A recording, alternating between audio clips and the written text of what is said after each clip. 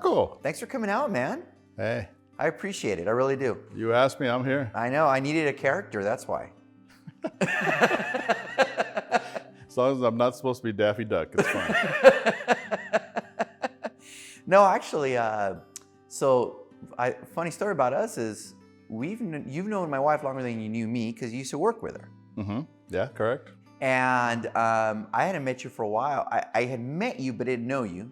The reason I wanted to bring you on is you weren't a typical client. You weren't somebody that bought or sold a house with me. You were someone that actually has used me more just for advice. We've just communicated on things and helped each other out on stuff. And I thought it was cool to have you on because I think you're someone that that I want to show that, hey, you could still ask questions. You don't have to just call us up when somebody buys or sells a house. In the beginning, you were thinking of buying a house years ago, and we even looked at a few, but life, it just didn't work out. It wasn't anything like, hey, Paco, I don't want. It just, things changed at that time. So we started off like that, and then you had a lot of questions about credit at the time, and little things like that. Mm-hmm. But you would always reach out, hey, Paco, I got a question for you. Hey, Paco, I got a question for you. And it was always good. And so, you always told me, and I wasn't involved in the transaction. And how much did I charge you? Nothing. I was more than happy to. I like that kind cigar. Of cigar, and that was a good cigar, by the way. And then move forward a few months, you're like, hey, I got some other ideas. And you're in the middle of those ideas now too, which is great. I love that you guys are expanding and doing all that. But what I really appreciate is that you trust me enough to call and ask, hey, here's my idea. What do you think I should do, or how should I do this? And then I'm not involved, but it's like, do this, do that, do this. And then, a few weeks down the road, hey, guess what? I'm in here, I'm in Tennessee, I'm doing this, I'm doing that. And it's like, great. And I like that, and I love that. And I think it's important for people to understand that as realtors, we're not always involved directly in the transaction, but it's the resources we bring to the table. It's the people we bring to the table that are like, hey, I don't know the answer, but let's call escrow and figure out how to do this the right way. As opposed to what a lot of people do, which is, well, I'm just going to figure it out myself. And at the end, shit can happen. Well, a lot of shit can happen because you're dealing with, the government, the county recorder's office, the county's offices, all that stuff. You don't get your P's and Q's correct. It can, like you said, it can come back and bite you in the butt. Yep. And not just you, but whatever party is still in the house or you're dealing with or trying to save or, And let's not even talk about the IRS. And the IRS. Because there's consequences of income now, and there's consequences of other things like, how am I going to do this, and how am I going to do that? Yeah, even right now with the situation in Tennessee, I'm getting asked questions and have to clarify things because, that property, it's mine, okay, on the books, county recorders, it's mine. I can do whatever I want with it, but I have no loan. Yeah, there's no debt against it, but you legally own it. But in my name. Yeah. So they're going, how can you own a house with no debt? It's not, did you pay it off? I go, no. This is exactly what happened. This is the situation, and this is why it's mine, but there's no loan in my name. And they go, okay, well, that's a plus for you because you don't have any debt. That's correct. Yeah. So it works. It works. It's a win-win for everybody. It is a win-win for everybody. But what I liked about it is that A, I appreciate you trust me enough to ask me, but B, you're not scared to ask. And people who don't know you, people that know that's you. But in general, people are scared to ask because they don't want to sound stupid or naive. You're like, hey, Paco, here's what I'm trying to do. I have no freaking idea what I'm doing. No, Help me put this together. And I appreciate that. I agree with you. People don't ask because, they don't want to sound stupid. That's the main part, okay? They don't, they realize that it's not their expertise maybe, but they don't want to ask the stupid question. I met you through your wife, okay? I didn't meet you. I've known your wife for over 12 years. Correct. Okay, I've known you for probably 11 of those, or maybe 10, I don't know. I was not invited to a wedding, which I'm kind of hurt about still. But we didn't like you back then. Okay. Well, that's okay too. But you tend to, once you meet somebody, it takes a little time to trust them. Yes. But once you trust them, you get to figure out what kind of person they are, their background, their grew up, how they treat people. And that's the big thing with me. Okay. I may not know you when I first meet you, I might be standoffish and may not treat you like, hey, give you a hug or whatever, but once I get to know you, then it's a different story. And that's how you said it. Hey, once I trust you, bro, I trust you. But it's going to take a while to trust you. Well, in the business that I was in before. Your background, yes. Okay, my background, almost 40 years in law enforcement. You have to, trust is a big thing. You get to know, or you have to be good at figuring out who you can trust and who you can't. Who's the BSers? And Exactly. I had a buddy of mine that he passed away 10 years ago, but he a lot older, a lot more experienced in life. And he tells me all the time, oh, I trust, but I verify. That's what he always tells me, trust, but verify. I trust you, but I'm going to verify it. And you were slow. At that time, it was just we knew each other. But then when you needed to ask questions, you're like, okay, how much can I trust this guy? And I knew you were kind of figuring me out, which I have no problem with. It takes time, and it's like a marriage, right? We're dating a little.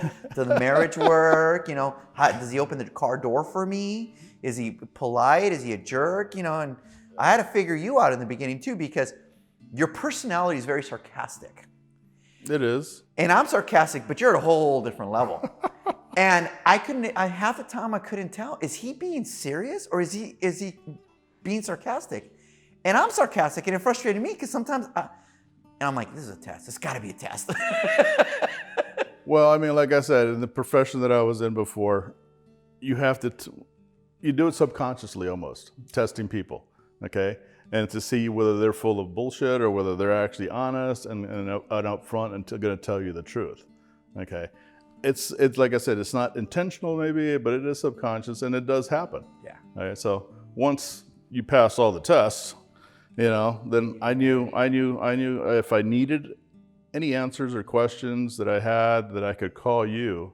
And pretty much once I trust somebody, I trust somebody until something else happens. Of course. Okay. Understandable. But I've trusted you with my money. I've trusted you with my time. I've trusted you with my questions that I knew nothing about. We've done investments together. We have. And then the other stuff, I'm not even involved. I just introduced you to the right people. Do you remember what I told you when we first did the first investment? No, I don't. What did you tell me? I told you, Paco, I trust you. I know you. I know your wife. I trust you, but I will hold your feet to the fire.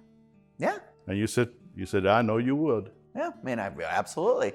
And and now these last two deals, I wasn't involved, but I did get you in contact with the right people. You did, and I'm very grateful. Making sure they took care of you. They have, and it's getting to the end of it. Yes. Okay. And for the record, I'll say Sherry, who's the agent that you're dealing with in Tennessee, my specific words were, you're going to love Jose.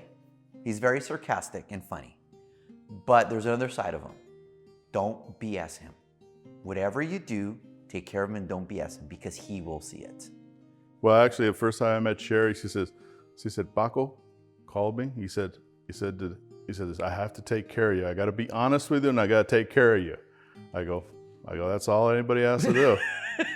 Not to care of me specifically, but be honest. If it's going to work, it's going to work. If it's not going to work, tell me, and we will move on to something else. And there was a situation in a prior escrow in Tennessee where oh my God, yes. something got brought up that you would have never known on because you've never bought out of state. And then there was other issues that came up. You ended up not buying. Now you're at another escrow, but you got to have that one person to tell you, you know what, walk away, or this is the way it is. Take it or leave it. Well, that was the advice that I got from Sherry. I told her, because the situation came up where basically I caught the owner lying Yep. on some work orders. Yep. And basically committing fraud. Yep. Okay, and he was caught by also, after I outed him to the company, he had finally admitted it. And I told Sherry, I go, how can we get out of this? Because this is something that we're not willing to Right. do. We're not willing to put up with. I'm not going to do business, even though he was a retired police officer from Florida. Yeah. So there's got to be a basic trust there. Right. Okay, but that went out the window when he tried to commit fraud. Yep. And I go, we're not doing business. We like the house, but we're not doing business with them. How can we get out of this contract? And she explained everything very neatly, very intelligently. And I go, okay, well, let's do option A and see what happens. Luckily, this guy did not want to do the repairs honestly that needed to be done. Which was your out. Which was, once he said no, Sherry said, okay, now we can get out. Legally, yeah. And you won't lose any money. Good. And it worked out great. And now that house, just so you'll know, is off the market. It's not being sold at all. So it kind of makes me wonder what else is going on. What else is going on, right? Well, I guess my big thing is don't be scared to ask the questions if you're in a situation. You had to, obviously, you did your research. You kind of figured me out, good, bad, and ugly, right? But you got to ask the questions. You got to, because you don't know. You, like you said, you had a different background than I did. I'm not a cop, so, I mean, I'm married to one, but I'm not one. So if I needed something in that industry, I'd have to go to you guys and be like, hey, what is this? So I think with you, it's, even though we've never technically done a transaction together, no, we've been involved in a lot of deals together. Yeah. And I appreciate that, and I think that's the moral of the story. One day you're like, hey, I have an investment question for you. Do you have time to meet at the cigar shop? And I was like, sure. You brought some Cubans. They actually yelled at you for bringing your own cigars. Yeah, they don't let you bring your own cigars. No, I found that out. The whole point of the cigar shop is they want you to buy them there. Yeah. But it was still good. But they were able to certify that they were actual Cubans. Yes. So it was yeah. good. And we sat down and you said, I have an opportunity, but I have a lot of questions about it. You asked the questions. I had half the answers. I kind of told you how it should be structured. And I said, let's get escrow involved. Let's figure this out, X, Y, and Z. And we did. You even called the escrow lady. I did. Called Heather and said, here's the situation. How do you recommend we go forward with this and that? And they recommended. And sure enough, you went through it. You went through it and it all worked out for you. Well, it worked out great for me, but it also worked out great for the party that was living in the house. Okay. It was a win-win. Yeah, it was. It was a Hail Mary. Well, for me, it was a Hail Mary because I didn't know what to do. I was frustrated why I got to that point that it was the house. And it was accidental that you came across that. It was because I have a sister-in-law, and we were at a party at family's house, and she said, hey, why don't you guys buy a house? Me and my wife, her sister, buy a house and I'll rent it from you. I go, all right, sounds like a good idea. So I went online to Zillow and my sister's house popped up. Yep. And I go, what the heck is going on? Yep. So I had to do some checking and it was, It was what it was. It was a week away from being auctioned. So I had to jump into action and try to figure out what to do, and how to not being a real estate person, yep. I didn't know what to do. And you didn't need a realtor. You just needed advice on how to structure it. How do I get this accomplished? Well, yeah, I needed advice on whether it could be done or not. Right. Because it was only a week away. Right. I didn't know, because I knew escrow takes a couple weeks minimum, yeah. a month, 30 days, right. whatever. So I'm going, I can't, how can I buy the house? How can I stop this? And it was very frustrating. Yep. And we were able to kind of give you the idea of how to structure it without having to full out buying it. Yep. And how to do it legally and correctly. Well, yeah, that was the key part, is legally. Yeah. And so that's why we got escrow involved, because we wanted to make sure there was title insurance. We wanted to make sure nothing came back and bit you. Yeah. Yeah. And it worked out the way it was supposed to, which is a blessing for both parties. So what advice would you give someone who is going to put themselves in a situation where they're unfamiliar with investments, flips, and all that? What would you tell them? I would tell them to do their research, okay?